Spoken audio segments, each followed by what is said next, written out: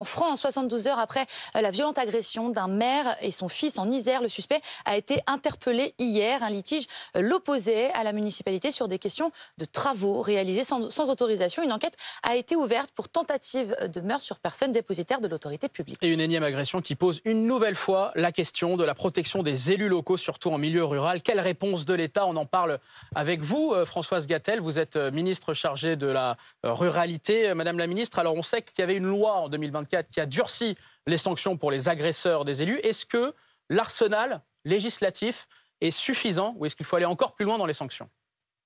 Bonjour. Oui, l'arsenal législatif est suffisant, c'est-à-dire les sanctions existent. Il y a aussi un plan de protection des élus qui a été mis en place avec la gendarmerie et les procureurs. Maintenant, je pense que ce que nous avons à mener, c'est un vrai combat républicain pour réaffirmer que la fonction de maire est une fonction qui est permise à tous les citoyens qui le souhaitent, mais c'est une fonction en quelque sorte sacrée. Je crois qu'on est ému, on s'indigne, mais il faut qu'on continue à agir. Et c'est l'intention du gouvernement. Les sanctions doivent être exemplaires. On a à venir un texte sur le statut de l'élu, qui n'est pas un texte de privilège, mais qui est un texte pour faciliter et sécuriser l'engagement des élus. Les élus locaux et les maires, particulièrement dans les petites communes, ils font preuve d'un engagement de devoir. Ils sont à la manœuvre à chaque fois qu'il y a des difficultés, les inondations, les feux, on vient de le voir dans l'Aude.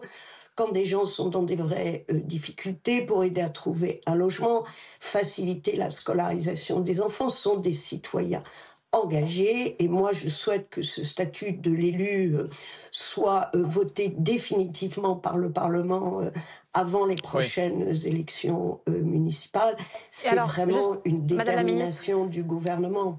vous parliez du statut, mais aussi des sanctions. Votre collègue du gouvernement, Yannick Neuder, ministre de la Santé et député de l'Isère, où a eu lieu l'agression, se dit favorable aux peines planchées pour les agresseurs d'élus. Est-ce que vous-même, vous êtes en faveur de cette mesure? Je pense qu'il ne doit y avoir aucune impunité, aucune complaisance. Les maires ne sont pas au-dessus des lois, mais ils sont égaux devant la loi comme tous les citoyens.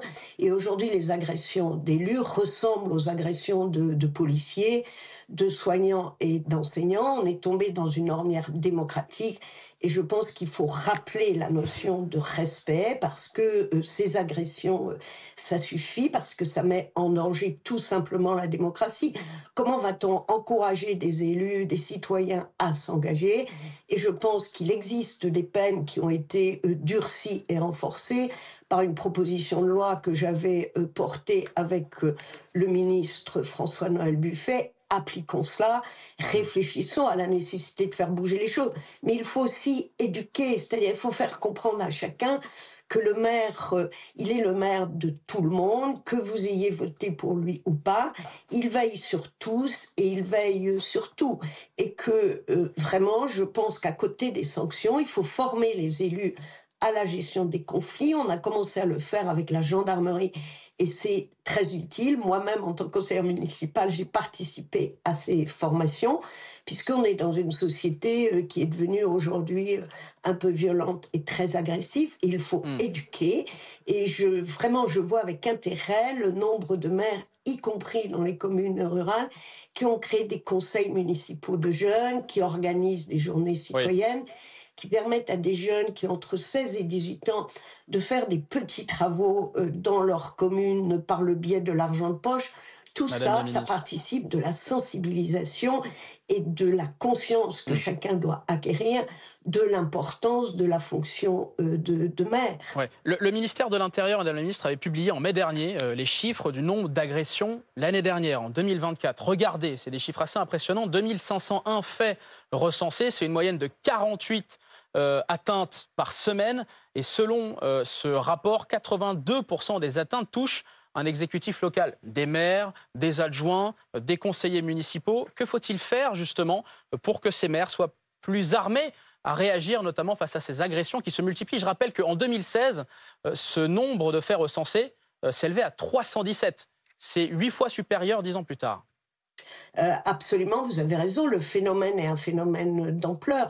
On tombe dans une ornière démocratique très grave, mais comme je l'ai dit, les maires et les élus locaux sont agressés. Pourquoi? Parce qu'ils sont le président du Sénat disait à portée d'engueulade, sauf qu'aujourd'hui, ils sont à portée de coups, et que je crois que c'est une société tout entière qui a basculé dans la violence. Vous voyez les Mais il faut soignants qui sont renforcer la agressés. présence des policiers, par exemple, dans les zones rurales notamment, qui sont les plus exposées.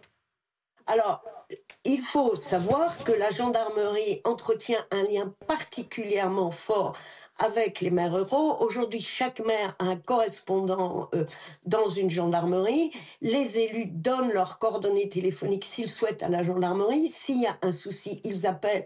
Ils sont directement identifiés. Et puis, je crois qu'il faut former les élus à une relation qui s'est délitée avec nos concitoyens, quelle que soit la taille de la ville. C'est vrai à Merci. la ville comme à la campagne. Et je pense que vraiment, il est urgent d'agir. Ça suffit et il faut être extrêmement volontaire sur le sujet. C'est l'intention du gouvernement et c'est plus qu'une intention. Parce qu'on l'a déjà fait avec les parlementaires, on l'a fait avec les associations d'élus, avec les gendarmes. Donc Merci les beaucoup. choses sont là. Il n'empêche que la vie, elle se déroule ainsi. Quelqu'un qui est mécontent, qui juste est très énervé, non pas contre le maire, mais parce qu'il a quelque chose de compliqué dans sa vie, il va taper, c'est le cas de le dire, Merci. sur celui qui est là, qui incarne à la fois la République, la solidarité, et Merci que l'on beaucoup. considère comme responsable de tout. Donc il faut vraiment que on ait des actes extrêmement forts pour changer ces choses et ramener du respect dans notre Merci, Madame société Gatel. et de la considération.